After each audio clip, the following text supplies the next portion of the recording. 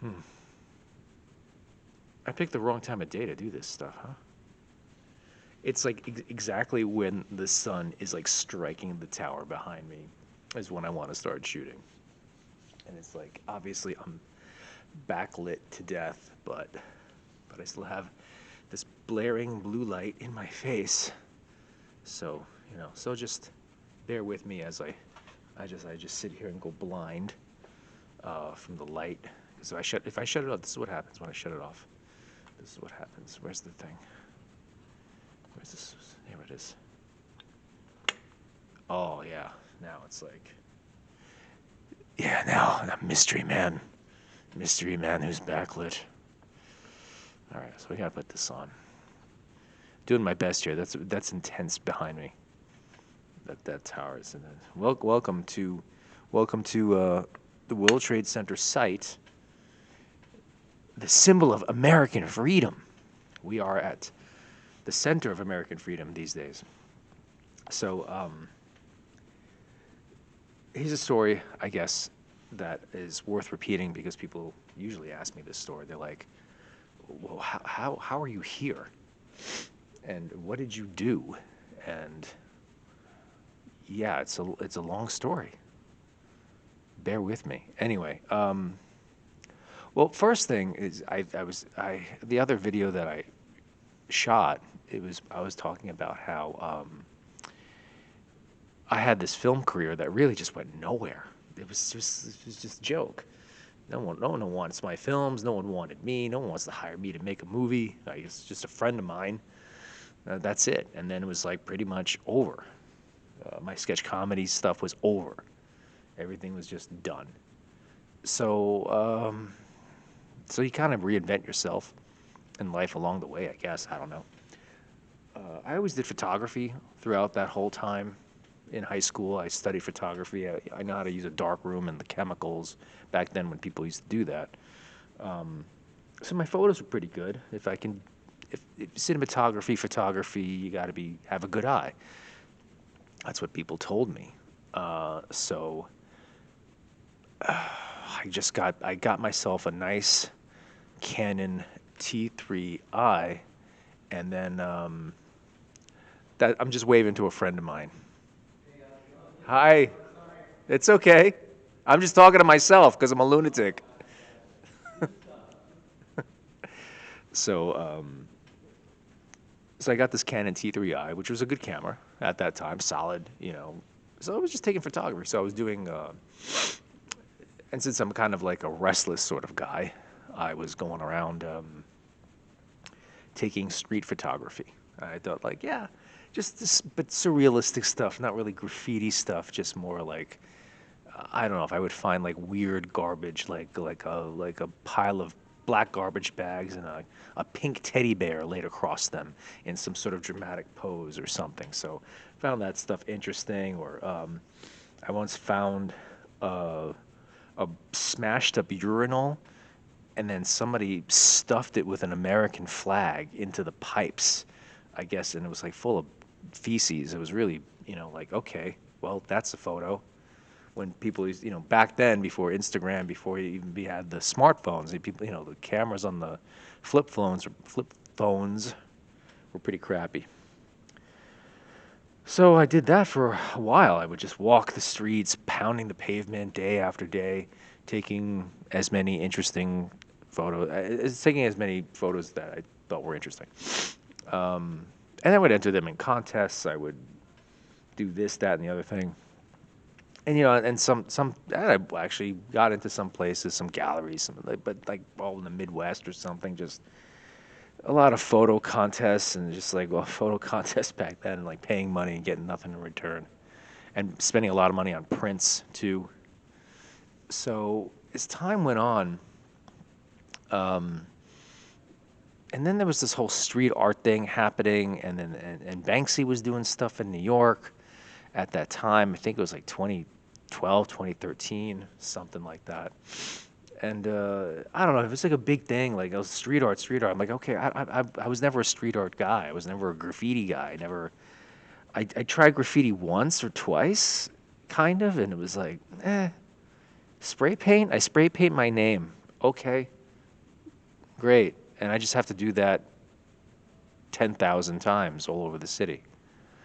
And it's like, yeah, I know my own name. I'm not a 5-year-old. So um, I was just like, okay. So I was taking some stuff. And then at that time, they were removing the parking meters out of the city, the coin operated parking meters that were all, millions of them actually, in New York. All over every street, anytime you had to pay to park, you had a meter. And each, yeah, so imagine how many parking spots in New York, and then you just multiply where those multiply the meters, right? What they call single spaced parking meters. And all of them were like super heavy, obviously cast iron, filled with quarters. They have to survive a New York City street, so obviously they're not going to be easy to break into. Literally banks on the sidewalk. And the city decided that we're not going to have them anymore. They were going to put in like the Muni meter, which is the electronic center meter. So you would have to go to that park somewhere, go to meter, get a ticket, and put the ticket inside the window. And that's how it would be. So no more of these one at a time things being emptied out. Uh, I think they had like an armored truck for this stuff. But they were doing them in stages. They couldn't just remove them because they were they were machines. They were kind of a little bit complicated. So what they were doing is that the first round of them eliminating everything was they were taking out the guts, like the actual clockwork, the dial, the the meter sticky thing, whatever they call that, the metering, the Peter meter. Oh, sorry, that's vulgar. And yeah, they were taking out the mechanics first, and that was like its own thing. So they pop open the top, take out the innards, and they would put like a plastic little like an iron colored plastic barrier where the flippy thing was. This is all very technical. The flippy thing with the meter thing, the flippy thing, the dial. Was it the dial? I don't know. So, and then like they were on the streets, so they took all the guts out first. So, but the meters are still over the streets. They were just inactive, and they just put the Muni meter there, and then eventually they were going to get the meters out. They would just pluck them out of the ground or cut them out of the ground eventually in one big swoop, or in big stages. So I remember I was by Elmhurst Hospital and I was jogging, if you could believe that. Yeah, I used to jog. I don't recommend jogging for anyone or anything. Running or jogging, it is stupid, especially in New York City. It's just like jumping up and down on hard pavement. Let's just destroy our knees intentionally. Let's just destroy our bodies by running through this hard city that gives no cushioning. You want to run on sand? Be my guest. You want to run through the woods? Sure, because at least there's some sort of, whatever. But I definitely don't recommend running around in the city because it just destroys your body. Go for a good walk. Walk is fine. There's no impact with walking, very little at least. The jogging, don't do it. Don't don't jog. Don't. So I was jogging by Elmhurst Hospital, um, and I was tying my shoe because the shoelace came undone, and I don't want to trip. And I put my foot on the bumper of a car, and I look over to my left, and I see this empty parking meter, and I'm like, oh yeah, they emptied the parking meters. The guts are. I'm like, you know what? If I put something in the glass dome, inside the dome part, the glass part that's still there and clear now because they removed the machines, may be kind of fun, maybe. So I kind of went jogging a little bit, and then I ran to this 99-cent store, and I bought a whole bunch of army men. And I noticed that when I was like touching the little like the covering, I was like, oh, that's just plastic. So like I found one that was like really loose, and I kind of like broke it, and like just kind of smashed it a bit. And then I took the army men, and I just like stuffed the dome with. I just pushed it in and pushed them up into the dome, and all these army men were just in the dome. And I took out my like flip phone, and I took a picture. I was like, okay. And I was like, all right, so I got to get something smaller, or I got to try to get in there. I don't know. So I was just like stewing with the idea. You have these ideas, you stew around with them.